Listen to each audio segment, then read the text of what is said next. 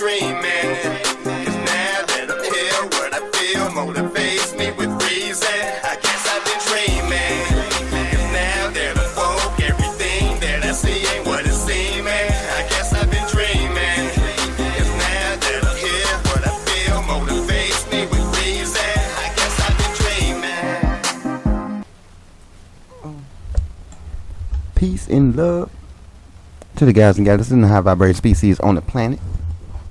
What it is, what it do, good people, how we living out there, what's busting, what's happening, what we doing, what y'all doing out there, man, how y'all living out there, man, you know what I'm talking about, academates, peace and love to you, come on in, I hope you got your PNZ pads with you, know what I'm talking about, we got an SCP-2951, 10,000 years, it's gonna get interesting.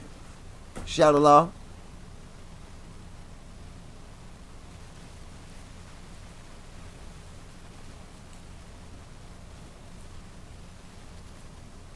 Please. In the back. Alright? Because we ain't trying to hear y'all nowadays. Now. Not now. Not a one. Not a one. Not a one. Not a one day we was trying to hear y'all. You know what? Matter of fact. Let's do this. Anyways. I hope everybody good out there, man. We do, like I said, we have SCP-2951, 10,000 years. We do have numerology there. That would be the number 8. The number 8. One of those numbers that I resonate with very well.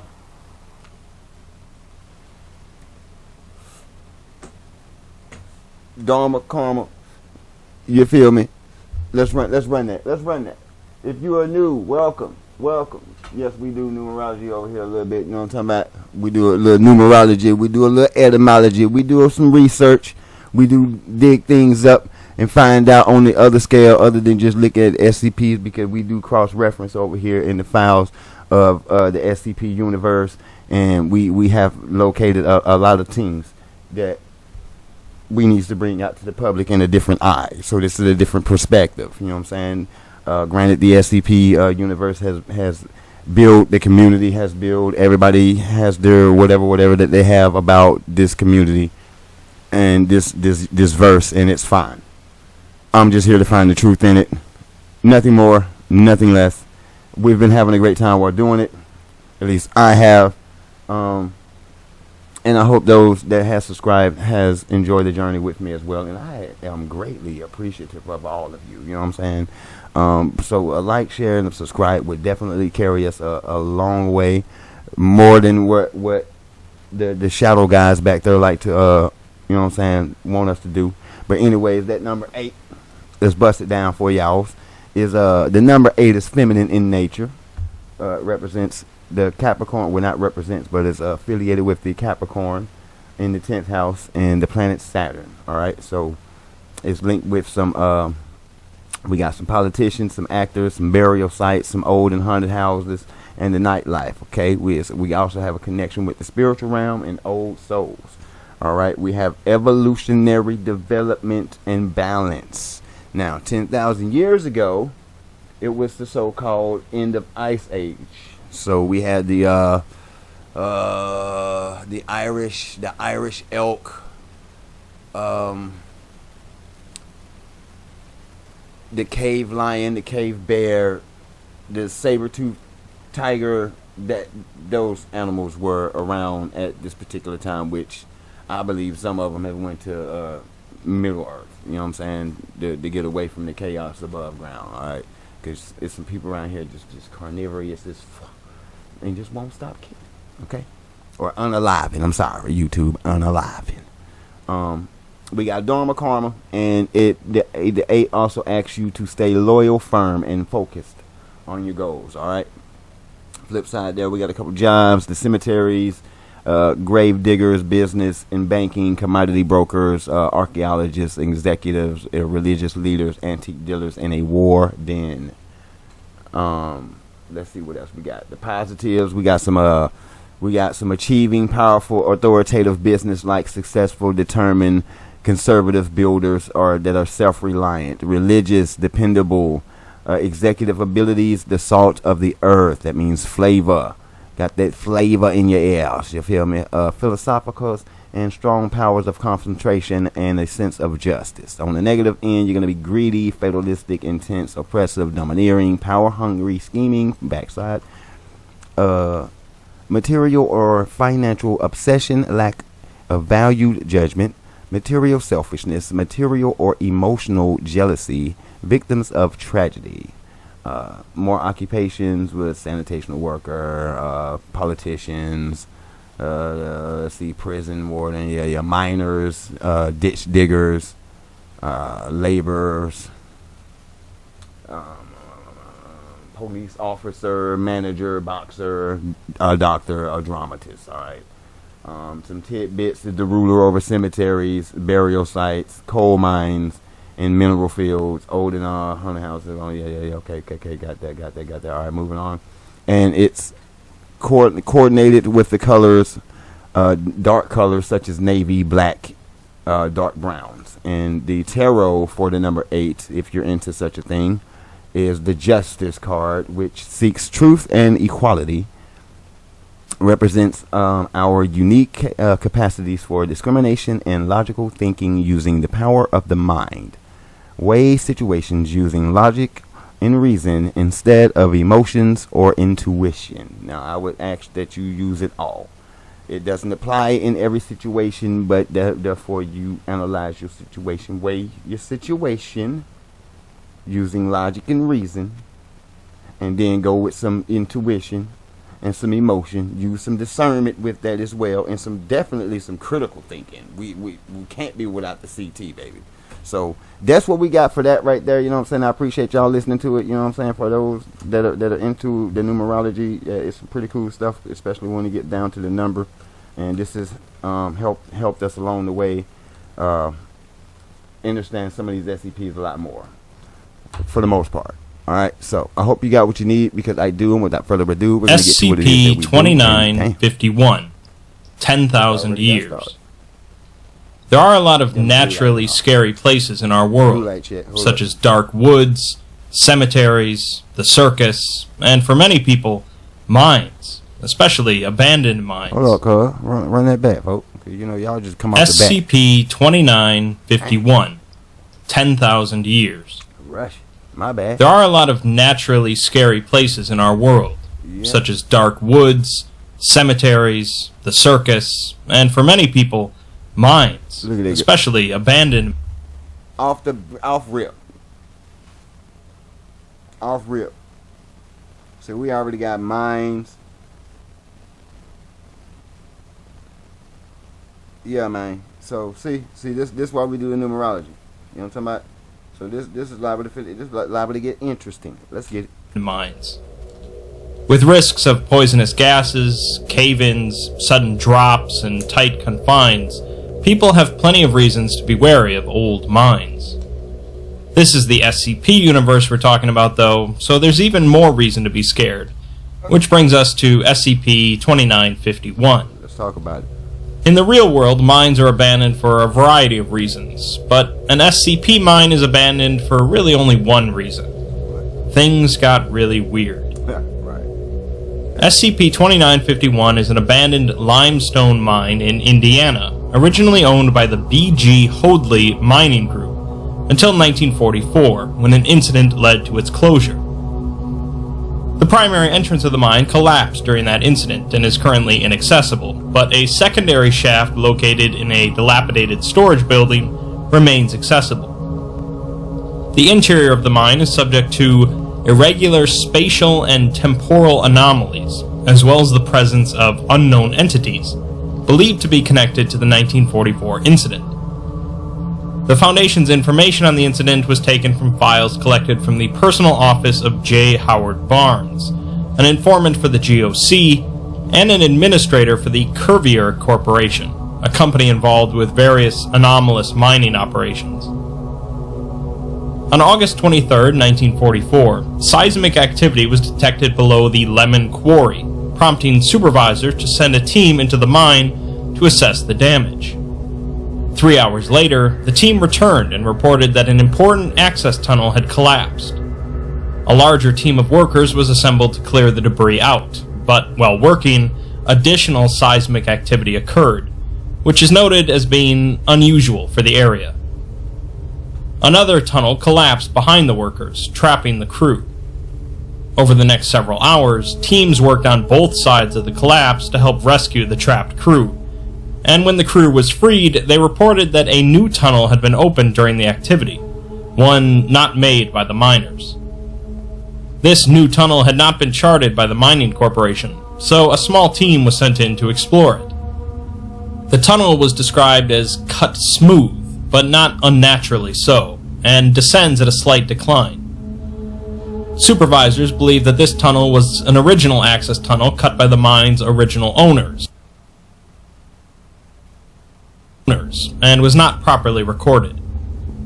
A team of 23 men were sent into the tunnel in the hopes that it would loop back around behind the original blockage, allowing them to assess the damage from the other side. Little else was noted after that team was sent in, although there was another round of seismic activity, causing the primary entrance to collapse. Teams above ground worked over the next 3 days to clear the rubble at the entrance, while others tried to contact the missing team using telephone cables run down the secondary entrance. On the evening of the third day, just as the administrators of the mine were preparing to request assistance from other nearby mining groups, an individual emerged from the secondary shaft. The only note of this event is a telegraph that was sent to the offices of the mine administrators. It reads, "Mine abandoned. Tunnels remain collapsed. 23 lost. One of them came up the shaft. We tossed it back down. Wasn't right." After that incident, the mine was left to sit for 44 years, until 1998. On June 4th, 1998, low-level seismic activity was detected near a Foundation site, and a team of Foundation geologists were sent to investigate. They were unable to pinpoint the epicenter of the disturbance, and simply left several seismographs in nearby towns to detect aftershocks. 2 weeks later, a missing persons report was filed with local police for a Tevin Napier, a 15-year-old student who had disappeared after he and his friends had been trespassing in the abandoned Lemon Quarry. Teams searched the quarry, eventually discovering the secondary access shaft underneath the maintenance building, which was now unsealed. A search and rescue team began a descent into the shaft, expecting to find the boy's body, but had to postpone the search due to requiring longer equipment, as the shaft was simply too deep. The original recorded depth of the shaft was around 120 meters, but the rescue crew estimated the depth to be around 240 meters. Eventually, after getting longer equipment, the rescue crew descended to the bottom of the shaft, but failed to find the boy's body. While down there, however, they quickly reported feeling agitated, and a feeling of doubt about their perception of the mine.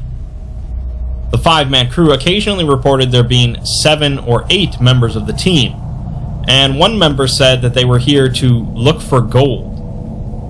43 minutes after entering, the team stopped responding to radio communications, and so the above-ground team began to retract the tethers. However, they began retracting far more rope than had been sent down, and after retracting 400 meters of rope, the winch was no longer able to take any more. This is, of course, the point where the Foundation comes in, taking control of the rescue operations under the guise of a federal search and rescue team. They used a far more powerful winch system, and were able to retrieve 2 of the 5 men, still attached to their tethers. The first man became increasingly agitated and violent, still convinced he was in the mine, while the second man was initially thought to be comatose. After 20 minutes, the second man began speaking unintelligibly, but others said that the voice he was speaking in was not his own, but that of another rescue member still in the mine. Of the 3 other ropes, 2 returned with clean cuts at the end, and the third was covered with human blood for 13 meters, and appeared to have been cut with a jagged rock. The Foundation administered amnestics to all civilians involved in the operation, and spread a cover story about what had occurred in the mine. The mine was then classified as SCP-2951, and an exploration was approved. So what we got? Man, The exploration was... hold up. So what the... Wait. Yeah, because right now we still conceptualizing, damn it. Hey. I mean, for the most part, we got a lot of burial, you know what I'm saying, archaeologists, you know what I'm saying. Yeah, we got that part out the way for the most part. Yeah.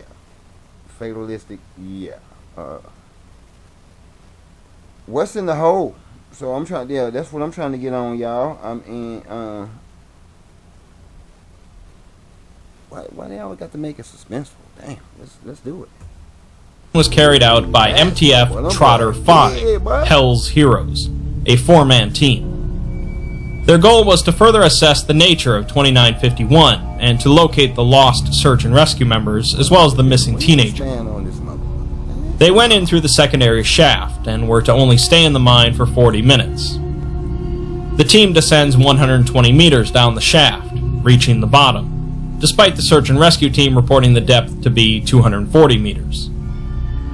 They don't find much evidence of the rescue team here aside from footprints, which they begin to follow. T5-2 is tasked with keeping track of time, reporting every 10 minutes that they're down there.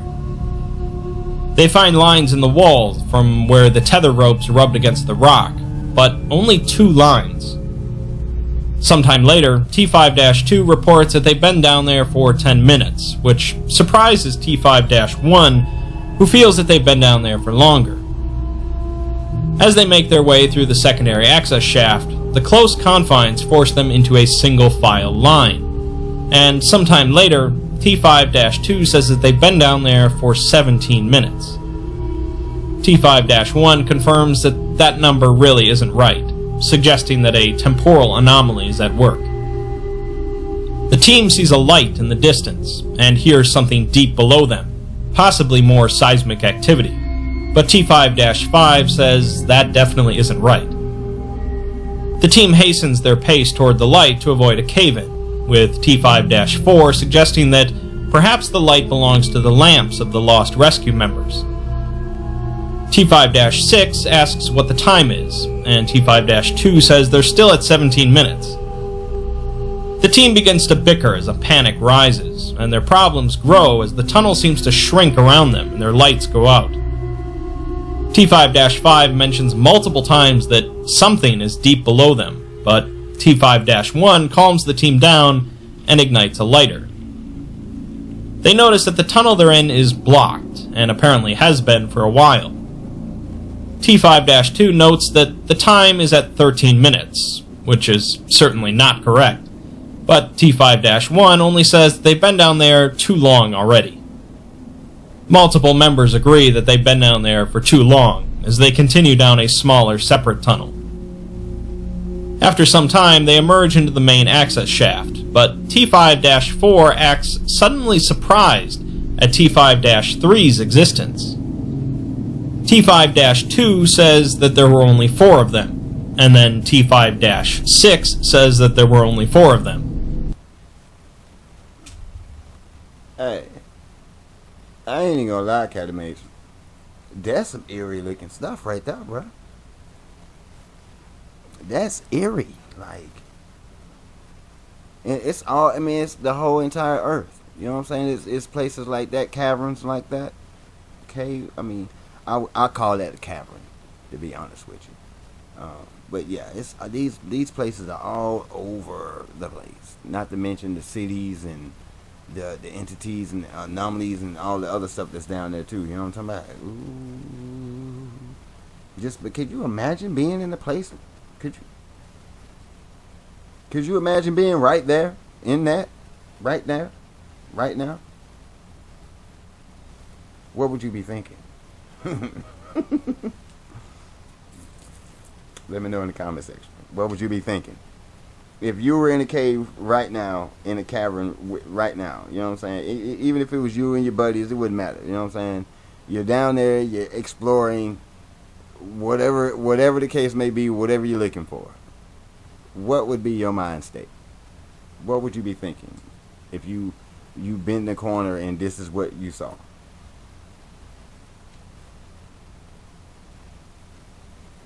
flabbergasted. I'm like, Multiple gunshots are then heard as T5-5 what's in repeats there? That's too my long question. in the You know what I'm fire saying? That's my over first and question. over. What's in there? T5-3 notes that they're wearing the team's uniforms, and one is on fire before it violently combusts. Following the events of the log, the MTF was removed from the access shaft and given a thorough examination. T5-1, 3, and 4 suffered minor lacerations and burns, and T5-2 received more serious injuries. The Y'all see this?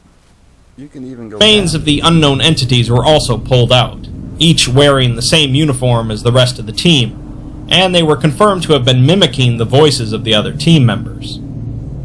Combining this with the low lighting and tight quarters led the team to fail to distinguish how many were with them during the exploration.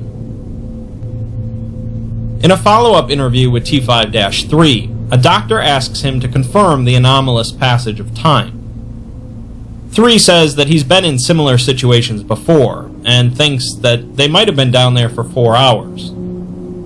The team's logging equipment was active for 5.5 hours total, but to the personnel above ground, they were only in the mine for 19 minutes. 3 says that the experience was very disorienting, like your mind starts to feel like soup, and you can't recall if something happened even if it just did.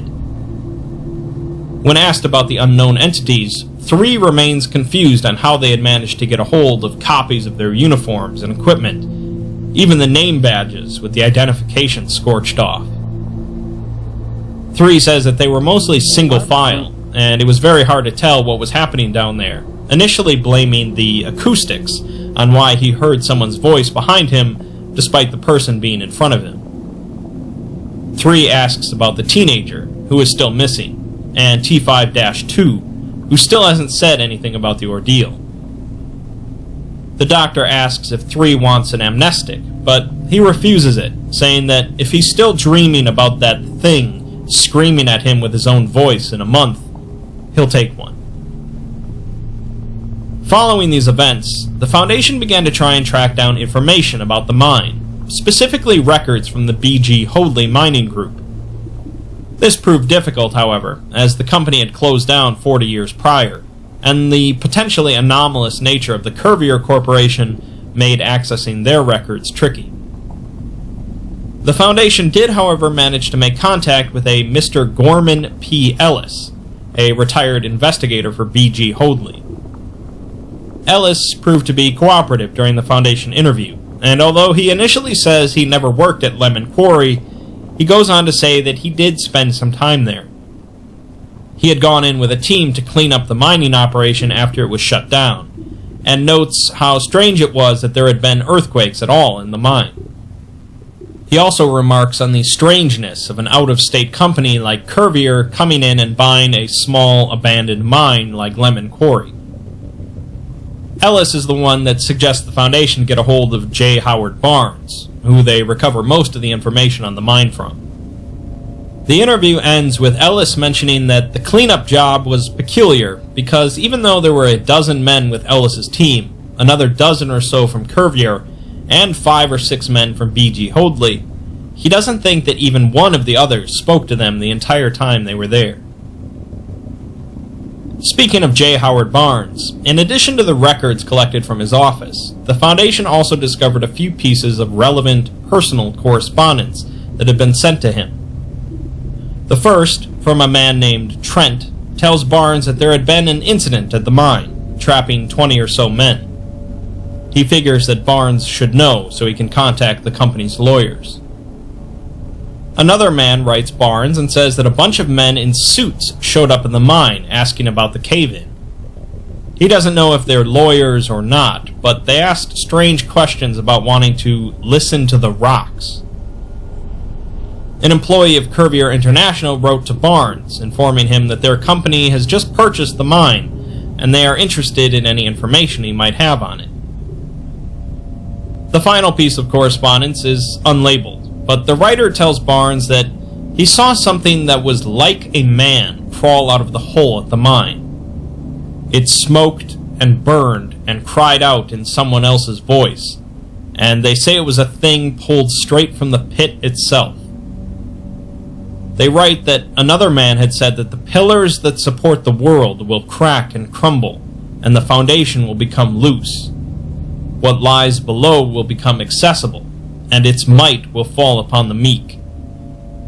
The writer says that they saw this with their own eyes, and know it is true. They can still hear the thing's words, screaming like a wild dog. 10,000 years in the fire. The final addendum is a letter that Gorman Ellis wrote prior to his death in 2003, discussing the mine with an unknown recipient.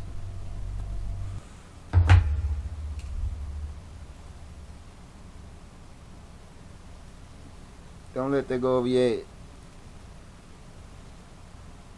10,000 years in the fire. The fire. It's like planetary evolutionary, you know what I'm saying? It's going down. It's about that time. The planet is overdue. She's actually overdue for that evolutionary development. That's what I'm talking about. So that's what bro talking about right there. That 10,000 years. You know what I'm saying? Last time it came, it was in the ice. Now it's about to go through that flame. You know what I'm saying? The test of time. The fire. You know what I'm saying? You walk through. You make it to the other side. If not, you got to find another planet, another 3D planet to fulfill your contract and finish doing what it is that you were supposed to be doing. And perhaps at that moment you will do what it is that you were supposed to be doing. Like me telling y'all what the business is when they don't want me to. See what I'm saying? Stuff like that. So I'm doing me. Are you doing you? Ellis writes that 23 poor boys got stuck behind that wall during the collapse in 1944, and they could hear them shouting for days while the rest of them did nothing. Ellis discusses what it's like to be in a mine during a blackout, when your eyes try to adjust to the dark around you, but there's nothing to adjust to because there's no light. Then you start to hear things that aren't there. Voices, or animals, or any number of things. Some will wander and get lost. Some will fall into a shaft or crevice. And then it gets real quiet. He also mentions the tunnel that they had found before the collapse, the uncharted one that was cut smooth. Ellis says that it didn't look dug by tools, and he doesn't know what's down there. He finishes by writing that he hasn't thought much about hell, but he thinks that they deserve it, because whatever happens to those missing men was their fault for doing nothing, and the dark changes people. So, long story short, it's not a portal to hell in the conventional sense, although what people go through that get trapped down there could be described as hell. The anomaly inside of the mine changes, warps the trapped individuals, leaving little behind of their former selves. In an attempt to become freed, the anomaly copies the clothing and voices of those that enter the mine, but so far it hasn't been especially effective, as the entities are now far from human. As I said, abandoned mines are creepy and risky places for a lot of reasons in real life, but the SCP universe really ramps things up. Being trapped in a dark mine shaft could make a day feel like a week, but being trapped in an anomalous mine shaft could make a day feel like 10,000 years.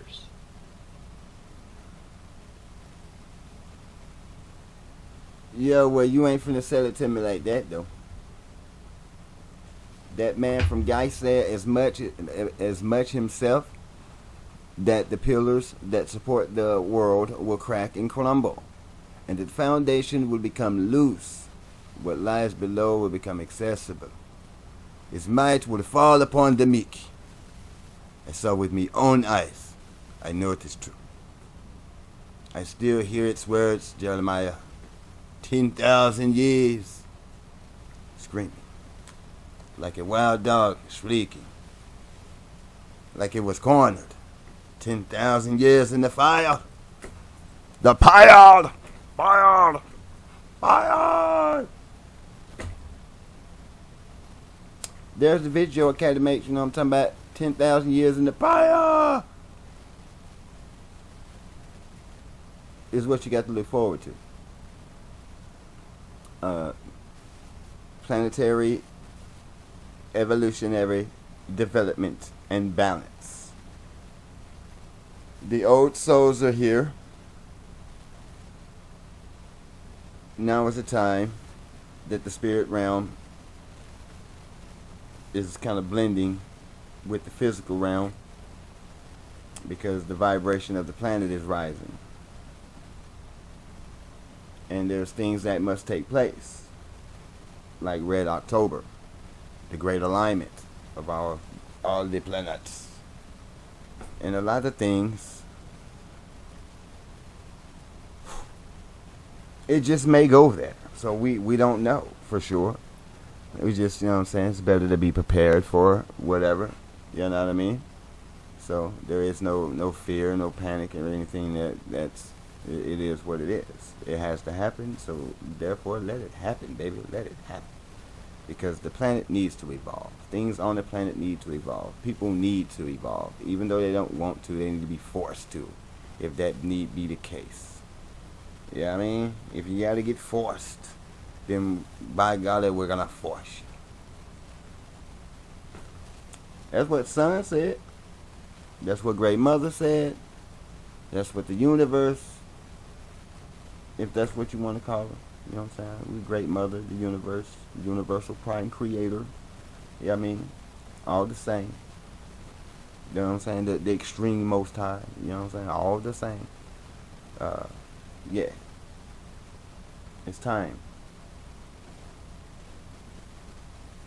And whatever, we don't know what we really never found out what the hell was in these dang caverns, neither. We just know they down there getting the business. Somebody then got snatched off their cable with a jacket rock and it was bloody. A bloody mess. So him didn't make it. Okay? So him didn't make it. And we definitely up in the mines. So we definitely got our 8 with that one, you know what I mean? With digging all the mines, the minerals and all that. We definitely on the ground with that one. So ditch digging, all that is correlates with the number 8. You know what I'm saying? So again, to those that wonder why we read the cue cards in the beginning with the numbers on it, numerology, is because it helps us to analyze and to understand more, just in case if they didn't give it to us, what we were dealing with, if, you know what I'm saying, the card will relay that type of information. But for the most part, it's been down to the number. So, yeah. Anyways, academics, man, y'all keep y'all head on that swivel out there. You know what I'm saying? Keep yourself spiritually, mentally, physically, and emotionally protected. Do not let the world drive you crazy. You feel me? You know what I'm saying? Stay out of the way. Stay out of the way. Stay in the green. Keep vibing high. Keep vibing high. You know what I mean?